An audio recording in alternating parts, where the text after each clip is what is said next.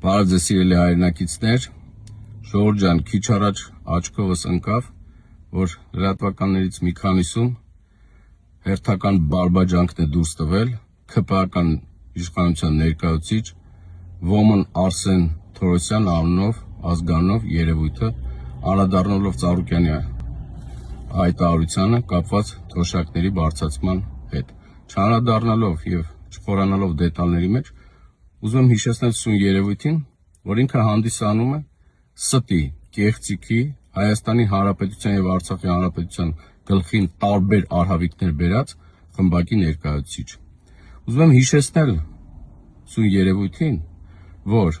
թոշակները մի քանի ամիս առաջ բարձրացնելու դեմ իրենք էին ելույթ ունենում, թե ինչին է պետք 10,000 դրամ թոշակառուների թոշակը բարձրացնել, ինչ են անելու 10,000 դրամ։ Իսկ ժամանակին հենց այս նույն մարդիկ 10,000 դրամի համար ինչ սուտ ու կեղծիք ասես տարածում էին։ Ուզում եմ հիշեցնել սույն երևույթին, որ 2 օր առաջ ինքն էր Արցախի Հանրապետության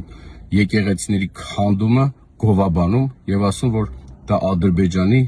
իրավասության ներքո է։ Այս թուրքի պահած իշխանության ուզում եմ հիշեցնել,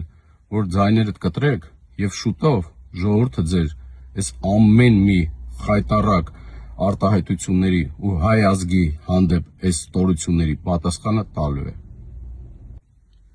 Իսկ կապված թոշակների բարձրացման հետ եւս մեկ անգամ ժողովուրդ ջան, փաստենք, որ նախընտրական process է սկսվել